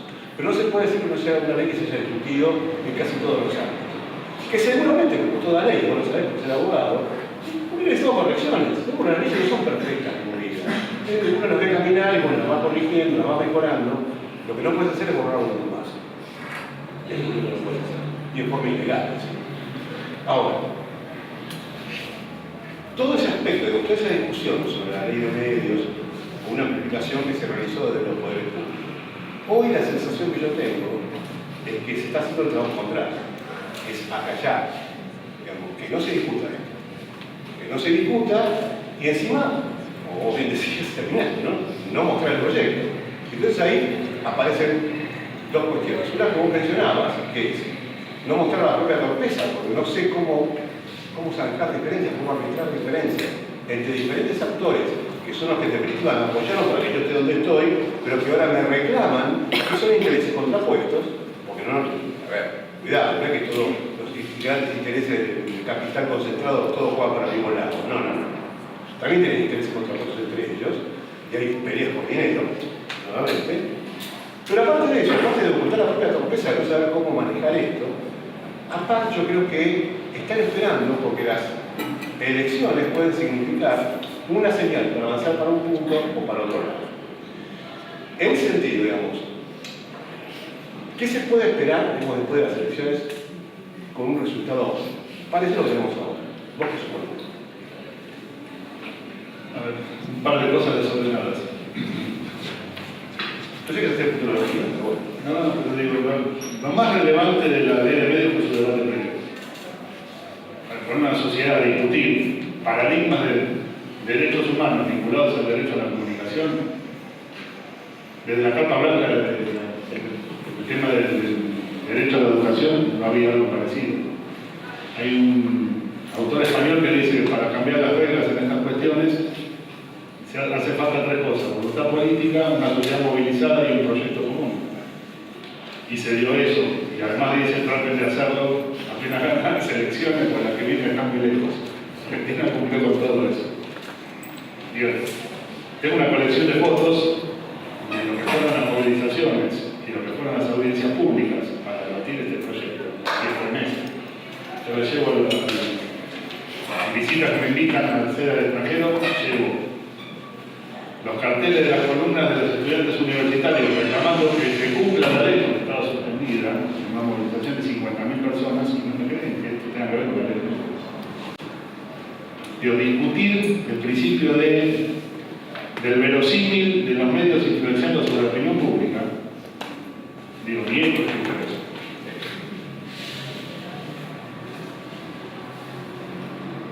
Parcelando un poquito las preguntas. A los europeos creo que les faltó audacia, pero no tienen dimensión del mercado, o a lo mejor no tienen poder. Y se les vino encima esto por la presión de las propias productoras europeas. No sé qué hubieran hecho, era más fácil en sentido técnico, no en sentido político, mantener la partición que existía, porque ya era una revolución ponerse a regular cosas que no iban por el aire. Y sí que iban por el cable, aún en señales de televisión que fueran por internet. Digo, el mercado del cable en Europa no es parecido al nuestro, sacando algunas excepciones. Y venían de cosas como los servicios españoles de la propia telefónica, el Minitel francés. Digo, la situación era un poco distinta a la nuestra, en ese sentido de hacia dónde ir. Algunas cosas de la ley de medios seguro son perfectibles, pero es el resultado de un proyecto puesto en debate con 800 personas opinando, de las cuales se tomaron 160 reformas. A lo cual, ¿quién es el autor de la ley de medios? Los 800 y pico de personas que elaboraron el gobernador. Que es lo que le enriqueció, y en muchos casos repuso cosas que se habían bajado de proyectos preliminares que habían estado dando vueltas.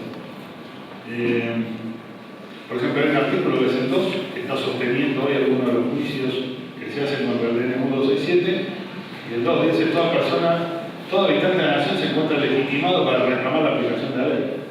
Que eso en el mundo del derecho, para los que no entienden de lo que hablamos, es solamente se puede reclamar cuando se tiene lo que se llama derecho subjetivo. Yo puedo ir al tribunal y reclamar algo que tengo un derecho. Pues la ley lo que hizo fue empoderar y darle derecho a todo el mundo para reclamar la aplicación de la ley. Y hoy uno de los juicios que se sostiene contra el decreto está basado en el artículo 2, porque es un tipo que había formado parte del Consejo Federal, que ya había terminado el mandato, pero que a su sector se lo cargaban para no tener más mandato. Esto empoderaba a los trabajadores o a los vecinos a decir: no se cumple con la cuota de producción dependiente. O a los cineastas, que es cosa que están haciendo hoy, a reclamar que no se cumple con la cuota de pantalla de estreno. Está en vigencia. Ese tipo de empoderamiento es una cosa más lograda de la ley, de las menos vistas, pero de las más logradas. Con lo que tengo alguna diferencia es con el tema de neutralidad de red de los servicios con decisión editorial. Porque yo no le regalaría en el cable la neutralidad de que no cumplan en términos regulatorios serios, en un Estado que lo cumpla, que adentro del cable no haya protección de la industria local. De industria cultural argentina, regional, etc., hasta el acuerdo con el Mercosur. Si uno plantea la neutralidad del cable, también lo aplica. Creo que la partición famosa de son operadores que hacen dos cosas. No es un operador que hace todo junto. Hay algunas cosas que los europeos empezaron a mirar, lo que le llaman las plataformas de exhibición compartida, que es que regla le pone en YouTube. Incluso de responsabilidad, no solo de origen. Pero generalmente la legislación va a correr atrás de la tecnología. Cuando lo que quiere hacer es regular tecnología. Y me parece que una de las mejores cosas que tenía la ley es que no quería regular tecnología. De hecho, uno decía: no regula Internet. No regula Internet. ¿Qué quiere decir regular Internet? Correo electrónico, diario electrónico, comercio electrónico, YouTube, Facebook. ¿Quién tiene la gobernanza de Internet? Por supuesto, pero digo, la idea no era regular eso. No es que se lo olvidó. Estaba claro que la idea no era eso. Porque además tiene otro debate de gobernanza, de jurisdicciones y de quién dispone de todas estas cuestiones, y si hay que regular o no alguna de estas cuestiones. Y si se regula todo igual o no. Y vos podés regular en Argentina cómo regular Facebook, va a venir un señor y dice: mire, cuando usted hace clic, firma que se aplica la ley de Pasadena. ¿Qué es lo que sigue pasando? A nada, notificarle algo a Twitter. Esto es como el Principito. Yo le digo a mis generales que hagan lo que yo sé que pueden hacer. De hecho, hay gente que le ha hecho juicio a Twitter y todavía está viendo cómo notifican Irlanda. Con Facebook o con Google es un poquito más fácil, porque como tienen representaciones comerciales para el tema de la publicidad, eso es otro gigantesco debate, lo pueden notificar, pero puedo decir: quiero regular Twitter. Y no se estaba claro, se quería establecer mecanismos de plataforma de diversidad y pluralismo basado en control de concentración, protección a la cuota de pantalla y desconcentración de medios, protección de los más vulnerables y servicios que no estuvieran sujetos a monopolios ni siquiera en contenidos. Esa es la parte de la ley, una autoridad más o menos razonable. Digo más o menos razonable porque hay otros modelos de autoridad, como la chilena, etcétera, con mayor o menor independencia, que tienen que ver con que en realidad lo único independiente de este país por la Constitución es el Poder Judicial y los ministerios públicos. No se puede pensar en una autoridad independiente dentro del Poder Ejecutivo. No hay una previsión como la ley de Estado, como la Constitución de Estados Unidos, lo llaman agencias oficiales independientes. Acá forma parte del Ejecutivo, o del Legislativo, o del Judicial, que es el independiente por sí, y a la prueba más remito. En México, para ser autoridades independientes, tuvieron que modificar la Constitución. El famoso IFETEL, el Instituto Federal de Telecomunicaciones, es una creación constitucional. El Instituto Federal de Acceso a la Información Pública y Protección de Datos Personales es una modificación constitucional. ¿Por qué? Porque hace una regla que se llama exorbitancia, lo saca de las órbitas propias de los poderes. En la Argentina no se pudo hacer eso ni siquiera con la autoridad de acceso a la información pública, que va a regular si el presidente y todos sus ministros cumplen o no con la ley de acceso a la información, porque por lo menos crear un organismo extrapoder de los controles. Cuando se hace eso, se crea algo como es la Auditoría General de la Nación, que también es un órgano, entre comillas, ajeno al Ejecutivo, que le rinde cuentas al Parlamento. Y al fondo de todo esto, que es con lo que empecé, digamos, la anécdota que genera eso, lo que está en debate es el derecho de identidad cultural de los pueblos. Y por eso estoy metido en la efecto ventana, leyéndome de mi vocación poética, o citando a Jean Plan. Lo que está en debate es eso. Todo el resto, a ver cómo se hace. Ahora, eso es para adentro y para afuera, lo que pasa en el interior, cuando el Canal de la Plata solamente tiene taxis de techos amarillos, o cuando el canal de Santa Cruz entera los baches de la Ciudad de Buenos Aires, y en la Ciudad de Buenos Aires mira si es ahí. O en los canales abiertos tenés producciones coreanas y turcas. Argentina. No tenemos nada que contarnos, no tenemos historia para darnos. Y la respuesta cuál es: no tenemos volumen. No tenemos anunciantes. Claro, formamos a tener anunciantes con un gobierno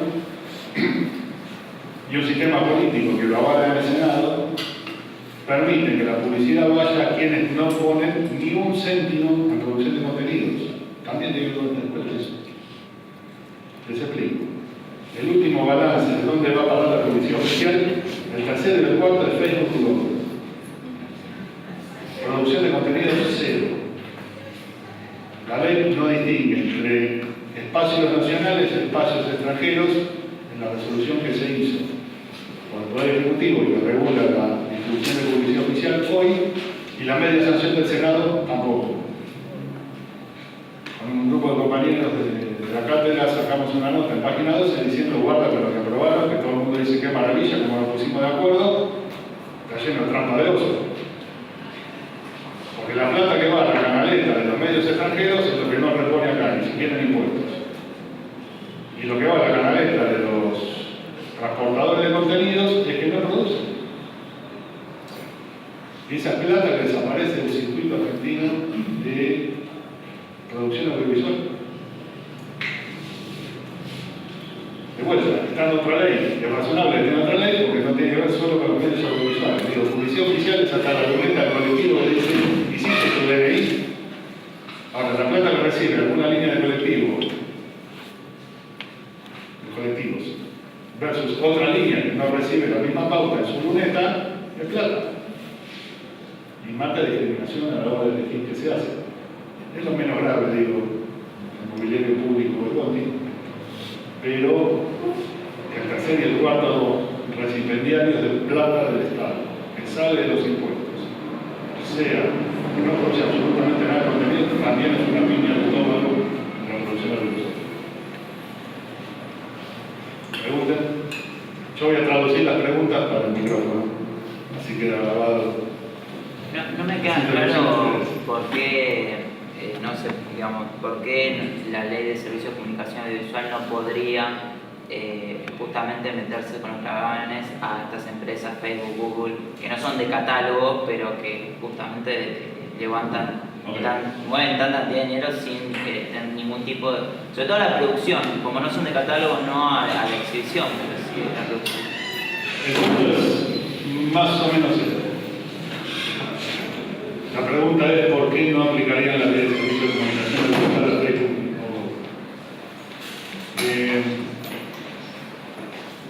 Hay una parte que quiero enfatizar. La actual ley de servicios de comunicación audiovisual no es aplicable a los servicios por suscripción. O sea, le dejaron el remanente de la ley de medios a los medios de radiodifusión abierta y a la televisión satelital. Obviamente, dejaron las obligaciones a lo que no se aplican. Dicho esto, cuando vos definís que es un servicio de comunicación audiovisual, hasta hoy y por eso no va, es quien realiza la producción de contenidos empaquetados y se ofrece al público en general. Con o sin suscripción, decía antes de la ley, sin suscripción, hoy gracias al internet. Google no hace estas cosas. Que tengan que ver con la opinión pública, seguro. Pero cuando vos definís un servicio que van a ser aquellos alcanzados por ciertas reglas,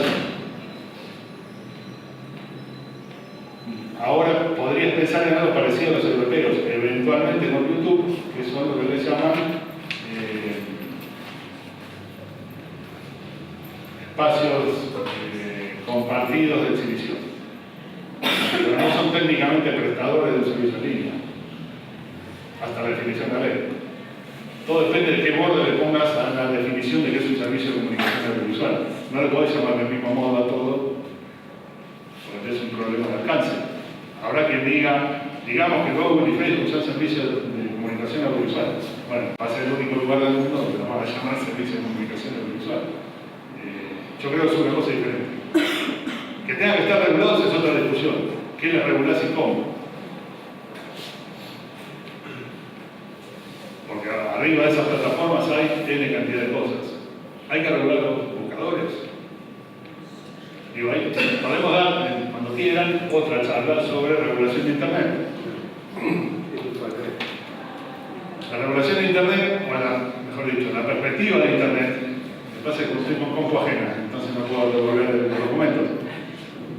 La regulación de Internet implica meterle mano a lo que le llaman 7 capas, que tienen que ver con los proveedores de contenido, los proveedores de los espacios de nuevo contenido, los proveedores de conectividad, los backbones, los que dan el software y los que dan los logaritmos.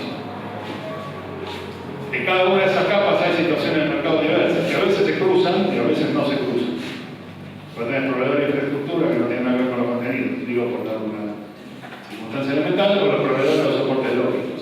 Los proveedores de los soportes lógicos posiblemente estén monopolizados o estén fuertemente oligopolizados en 2: Android y por lo menos sistemas tributarios, y el IVA, etc. Abajo de eso tenés toneladas de dinero y en algunos lugares les reclaman situaciones monopólicas a Microsoft. Si venden los paquetes enteros o no venden los paquetes enteros.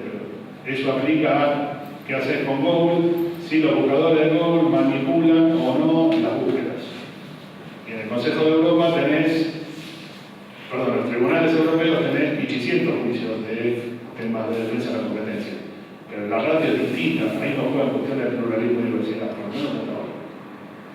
Nadie se metió a discutir los temas de pluralismo y diversidad a las regulaciones de las 7 capas de Internet, sacando cosas muy esporádicas basadas en el derecho a la cultura. Ejemplo de los brasileños, cuando Facebook le bloquea las fotos de las indias que están sin atuendo en la parte superior, una foto clásica de los pueblos originarios brasileños que ilustraba las imágenes del Ministerio de Cultura en la época de Dilma. Y Facebook bloqueó esas fotos.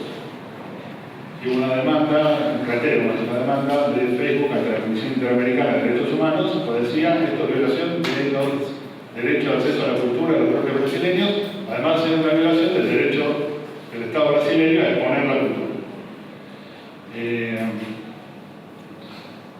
Pasó algo parecido con la primer ministro de Noruega, que como homenaje al aniversario, no me acuerdo puntualmente que había pasado un bombardeo en Vietnam, puso la foto de la niña de Napalm.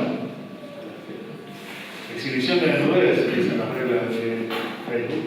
Le bloquearon a la primera ministra de Noruega la exhibición de la foto.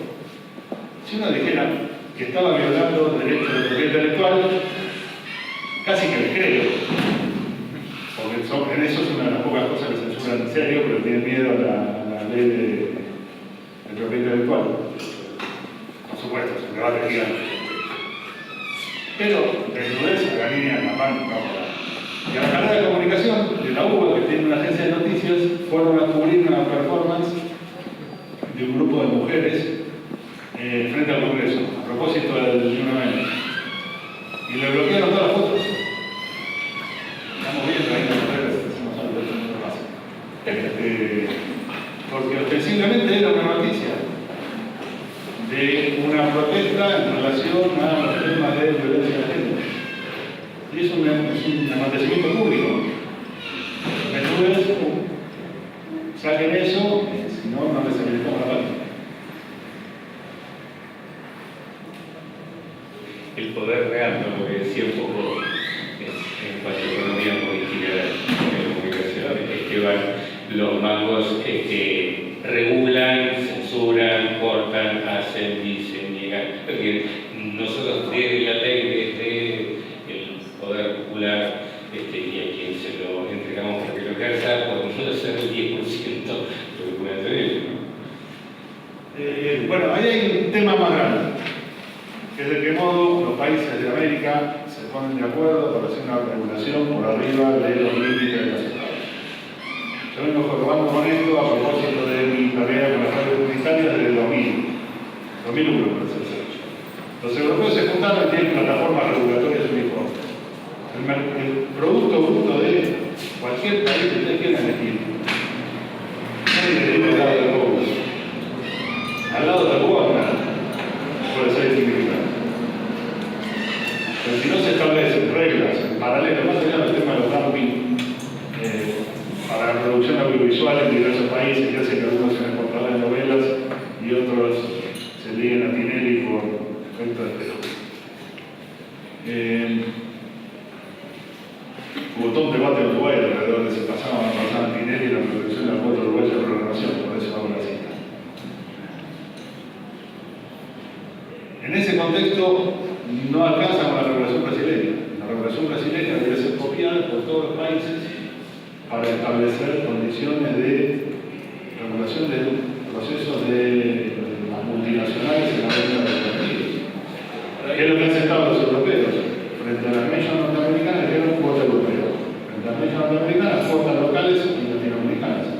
No es imposible hacerlo en términos teóricos. Ahora te iba a preguntar eso, el ejemplo que vos mencionaste de una regulación regional es Europa. ¿Cómo le fue a Europa con la regulación, por ejemplo, de Netflix? Es lo que están debatiendo ahora. Está el debate, ¿sabes qué? Es claro, la respuesta a tu pregunta es: hay una propuesta de regulación nueva del catálogo presentada el 25 de mayo del año pasado, que todavía no está aprobada por el Parlamento Europeo, pero no es sencillo. Digo, hay toneladas de plata para hacer. ¿En España tampoco se está aplicando? No está regulado. Lo que hay son fuertes presiones políticas que tienen que ver con el manejo del dinero, del pago de los servicios. En la barra de contenciones, yo te dejo facturar en España en determinadas condiciones. No es una regulación de audiovisual.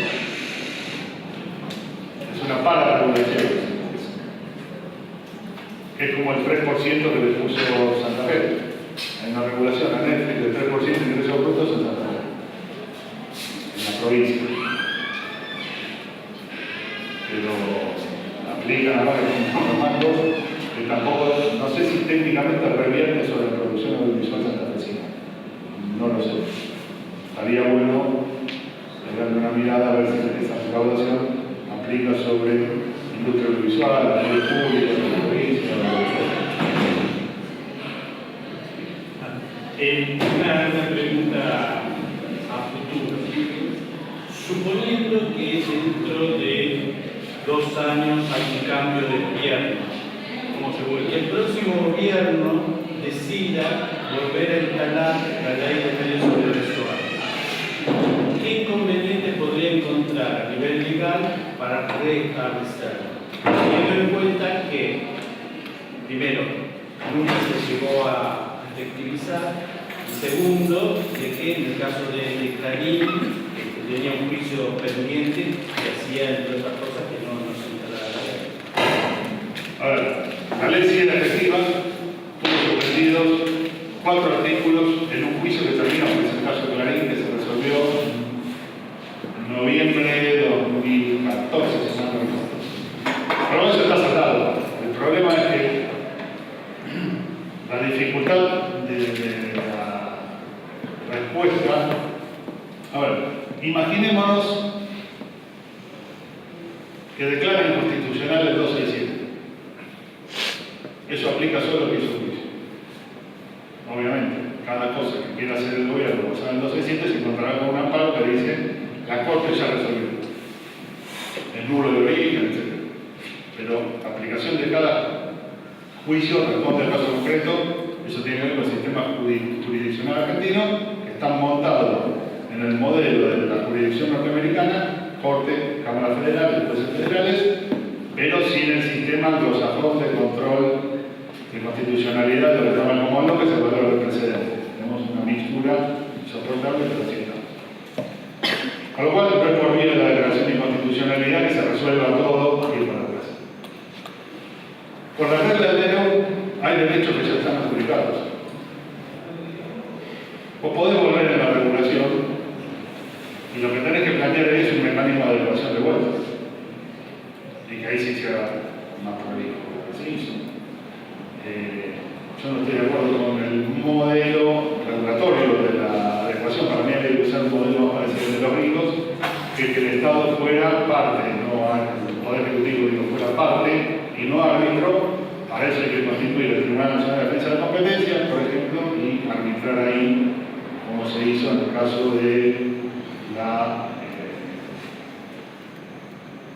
el desmembramiento de AT&T en las series telefónicas femeninas en Estados Unidos en la década de 70, o cuando se obligaron a desarmar el sistema operativo de los programas de aplicación, o como cuando acá se le ordenó a Bimbo separarse de Falco, o a Brahma dejar Palermo si compraba Quilmes, o el paquete de los derechos del fútbol con Fox.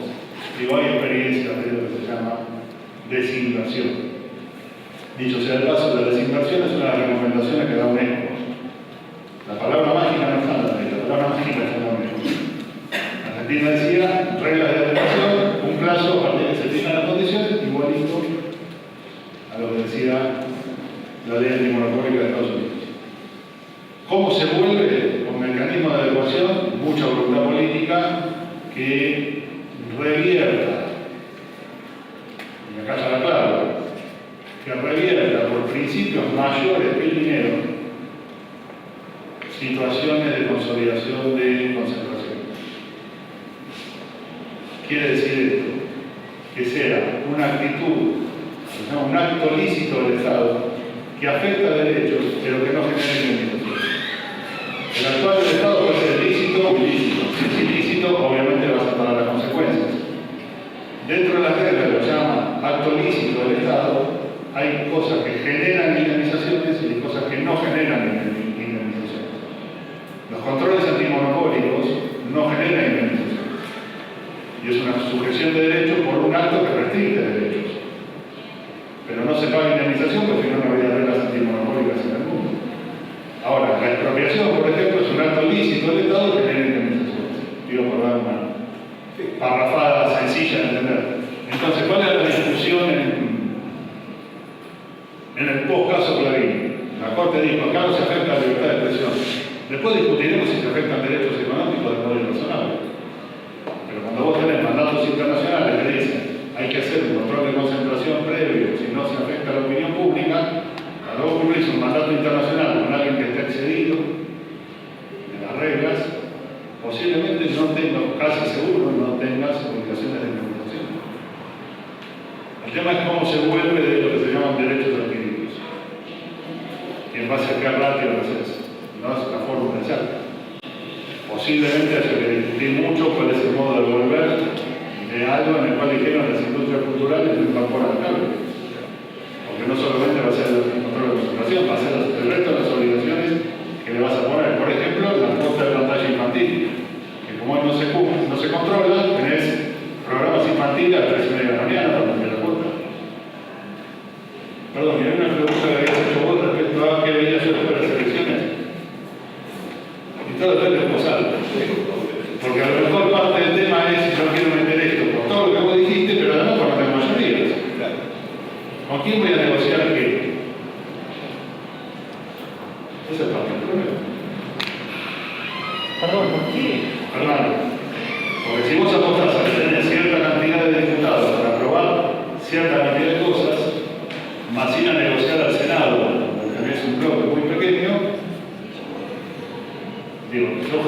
parecía que iban a mandar en serio el proyecto porque no tienen congreso con el cual sostenerlo. Ahora, hay algunas cosas que tienen que hacer que deberían ser hechas por ley, que se hicieran por DNU, y el congreso levantó la mano. Hoy yo no sé si la aprueban un DNU en las mismas condiciones después de la movilización de marzo. Marzo, abril. Si no me dan las elecciones muy claramente, eso se lo aprueba. Bueno, que además, ahí hay otro dato. Esto nos gira en el aire. El resultado de la elección opera sobre la composición de la Cámara de 2013. Entonces, a lo mejor los resultados electorales no muestran un Congreso como si fuera de deseo. Lo que se cambia es una muy buena elección de frente para la victoria. Aún habiendo ganado más. Entonces, frente para la victoria, para salir hecho, tendría que tener la misma cantidad de votos para ganar más. Más allá de los correctivos y todo eso. Pero en 2015 se presentaron a uno. Algunos se piataron que la elección de 2015 no fue tan buena para el Frente para la Victoria como en 2011. Digo, en ese registro hay que ver qué Congreso tiene para discutir qué cosas. El bloque socialista para presentar un proyecto que se llama de comunicaciones convergentes. Insisto, para mí no hay, ni siquiera con ese título, efectivamente, el proceso de convergencia. Hay cosas que no están reguladas, en lo contrario de la situación están copiadas de los medios. Y con una frase para mí poco feliz, la primera vez que digo este público. Dijeron que en los catálogos solo el 1%, que incorporar el 1% de la producción nacional. Y la frase fue: no somos Europa. Cuando la presentaron, el público, ¿no? Ahora critican. Y desaparecieron algunas cuestiones vinculadas a la protección de contenidos infantiles y desaparecieron algunas cosas que me generan. A mí el proyecto no me satisface. Está bien encarrilado, pero hay algunas cosas que yo hubiera sido, por todo lo que pasó, más audaz, y respondiendo a la pregunta de compañeros, en ese proyecto, que es el último presentado, no hay reglas de adecuación. Entonces, los mismos controles de concentración que en 2009, pero tenés una industria de cable que hoy por hoy está completamente desregulada en términos de concentración. Una licencia para todo el país y sin techo de concentración del mercado. Pregunta, se va un poco del tema de la ley, pero te quería preguntar qué pensás de que haya tantas cláusulas antimonopólicas en diferentes leyes y no una ley antimonopólica, más abarcativa. Te cuento de lo que sé. Bien. En los medios de comunicación hay un debate muy viejo, con mucha buena leche en muchos casos, de si la regulación tiene que ser previa al antimonopolio, si tiene que ser previa, si tiene que ser posterior, como la mayoría de las reglas antimonopolio, que lo que van a hacer es reparar daños en el mercado.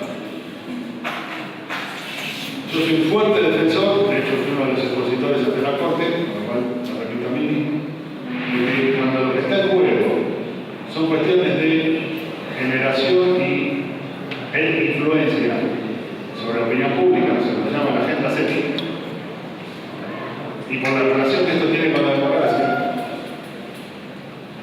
y porque lo dicen los relatores especiales de libertad de expresión de OEA, Comisión Africana, Europa y Naciones Unidas, en una declaración de 2007,